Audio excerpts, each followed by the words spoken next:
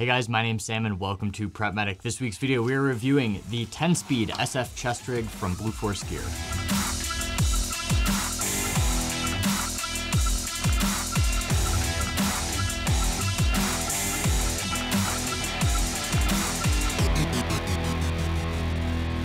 So it's been a hot minute since I have done a review of anything that was not medical, but I was feeling a little bit left out. Pretty much everybody I know within this industry and in social media is at SHOT Shows, so I figured, why not? I have this chest rig sitting around that was sent to me by Blue Force Gear, may as well do at least an initial impressions. Now, I haven't gone out and really done any hard use with this. I went to the range once, but I was more focusing on shooting and actually having a good time than filming and reviewing a product. So I don't have a ton of real world experience. I will update this review down the road to tell you how it holds up. So there are some things I do not know about this chest rig yet. This is just kind of what I've seen, getting it out, fitting it to me, and using it in a very limited number of circumstances. So chest rigs have a number of different uses to them. This one is designed as kind of a recce rig. So reconnaissance operations, moving quickly where you're not in a dense area that requires body armor at all times. Now, this is designed to be worn with or without body armor, and I personally think another huge use for these is for an enthusiast that likes going out and shooting in kit or having some kind of platform to support his rifle on his persons, but doesn't either want to invest in armor or wants to move a little bit lighter, a little bit more comfortably throughout the day. So I think this is really useful for that as well. I don't really have this thing loaded out. I've got half of it with pouches on it, so you can kind of see how it attaches, the other half without them. Now, before we really get into this, I do need to preface all of this by saying this was sent to me by Blue Force Gear.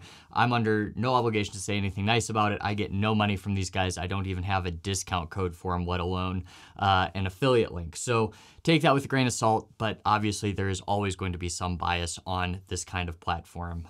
Just keep that in mind as we're going through the video. So this chest rig is kind of cool, and I have really liked it out of the box for the most part, with the exception of a couple like small things that are probably going to vary user to user. So let's go through kind of the specs of this chest rig. This guy comes in a number of different colors. It comes in black, coyote, multicam, wolf gray, as well as ranger green. So those are your options, and it runs about $250. Now, Blue Force Gear, as you know, makes a lot of high-end products. They make a lot of trauma kits that I've reviewed in the past, and with all of those, I have not had a single issue with something really breaking down. I think the biggest issue I've ever had is one of their trauma kit now pouches where the identifier goes in.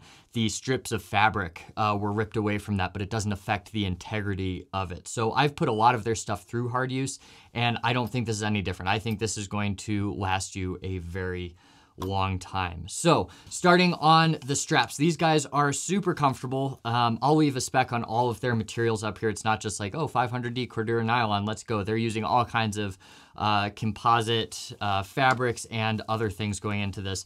On the front, you have this laser cut webbing, so you can mount anything you want to it. I've got a tourniquet on this side, and then they've got some built-in Velcro tabs, hook and loop tabs, that you can route comm systems or hydration packs if you're running something from the back. One of the big advantages of a chest rig is you can wear a backpack very comfortably with them and still have access to your loadout. As far as the comfort goes, wearing this for a long period of time, I really like it because it's not super padded, so you're not gonna have any issue shouldering a rifle with it. I didn't out on the range. But it's also wide enough where it's not just going to cut into your shoulders all day while you are wearing it. And I found it to be very comfortable and a really good mix of breathable and comfortable without being just way too much. The harness is, of course, completely removable. If you want to take it off, you can just take out each of these buckles that are somewhat protected by this elastic band, and that just kind of keeps it in place. As you come back on it, you have this, I guess I'd call it an H harness, but this is actually just a small amount of bungee in there, and that just makes it a little bit more comfortable when you throw it on and you're kind of doing this, you're hunching over. It's not just straining or causing any kind of discomfort. So I found this to be a very comfortable feature. And then on both sides, we'll flip this over here. As it comes down through the back, This attaches to one of the side panels here and is kind of angled up. Once again, found it relatively comfortable. And then you have one more strap to come around the back and just cinch it tight to you, so you're not like having this kit flop back and forth. I think that these straps are one of the big things I did not like about this, mainly because I am a relatively average guy. I'm about 5'11" and weigh 175 pounds, and I had to take these down way, way, way tinier than they were originally meant to be. So you'll notice with this has kind of these retainers to keep it inside this, and then when you're here, this was as tight as it seems like it's supposed to go.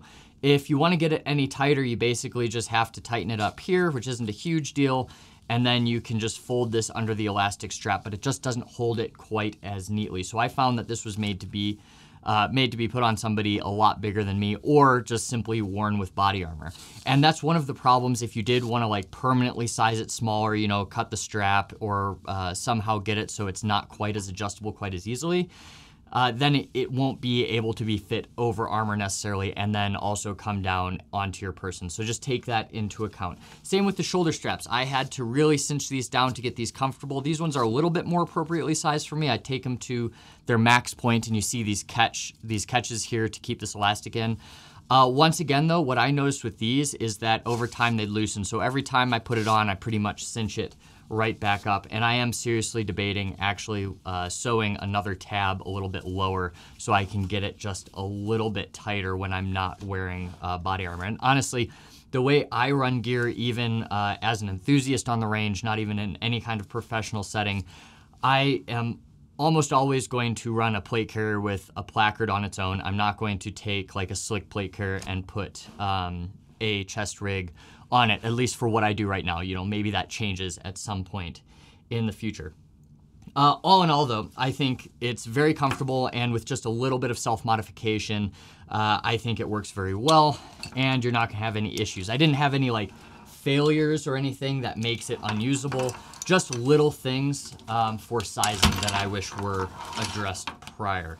All right, so just getting this harness out of the way so it's not, you know, clanging around for the rest of the video. So looking at the chest rig itself, and we'll go with the kitted outside to show you what it is, and then we can talk about this pouch as well, because that it's actually related to this plate carrier. All right, so focusing on the unkitted side of this chest rig first, and then we'll talk about some of the stuff on this side, not really how I have it set up, but like this GP pouch in particular is important for this video. So over here you have their Molly Minus system. It's basically their trademark for a really low profile Molly system on top of these elastic magazine pouches. So here they say this is about 6 rows of Molly across, but there are only 2 attachment points for whatever you're mounting to it. So before I kind of unmodded it, I had this guy on the front that fit right here, and it overlapped a little bit with the zipper, but it wasn't a super big deal.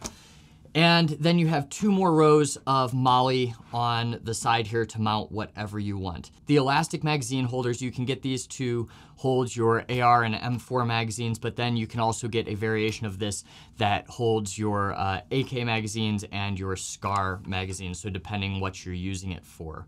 These Molly laser cutouts are really strong. I've never had any issues with them. And then you do have holes on the top if you did want to have some kind of elastic retention over your mags. That would be completely doable with this setup.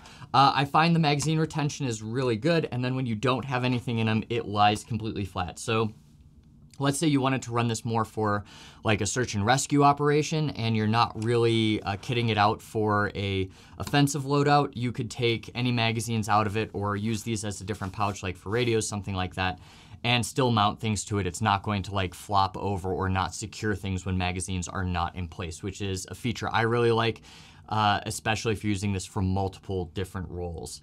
Over here, like I said, you have 2 rows of Molly, and then as we come around to the back, you'll notice we have this mesh material, but inside there is more storage space. So they say you can put like your trauma kit back here. You can put some gloves, paperwork, maps, things like that, which especially for a recce situation, having like maps and some of your navigation equipment back here would be really nice to have. Now I will say, because it is mesh, it's not going to protect anything from perspiration, so make sure whatever paperwork you have back here is protected from that in some way.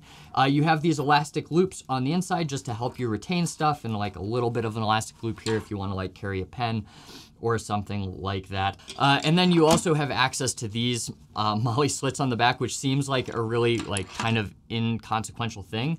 But the thing with that is that it is a lot easier to weave your MOLLE when you have access to the back side of it.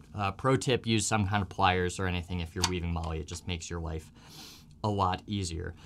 In the middle here, we have the ability to do a split chest rig. So this guy here will open up. Now one, that's really easy to don.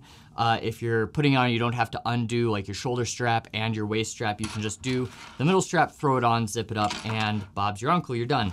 But what this feature is really meant for is if you're laying prone for any prolonged period of time, you're not laying prone with a bunch of kit under you. You can split that off to either side, lay prone, still have your gear on you, and then when it's time to move, you can just get up, zip it back up, or you can kind of do this fast retainer option here, which is just a elastic loop and a a peg or something like that, to go through it just to kind of hold it together. And that's great also if this zipper was to fail, the whole chest rig wouldn't just come apart, and you do have an option for a period of time until you can get it fixed. So that's really the thought process with the zipper down the middle. Now on this side I have kitted it out a little bit, and one of the things that they sent me with this was their low profile general purpose pouch, which is this guy right here. So this pouch was specifically made for this chest rig, and you can put one on either side just like that. Now I'm only running it with one, and even when I had this kitted out I didn't have a second one on there, mainly because this takes up more than 6 rows of MOLLE and it bleeds over to the edge, so you're taking up this guy too and you're left with 1 row of MOLLE on the side.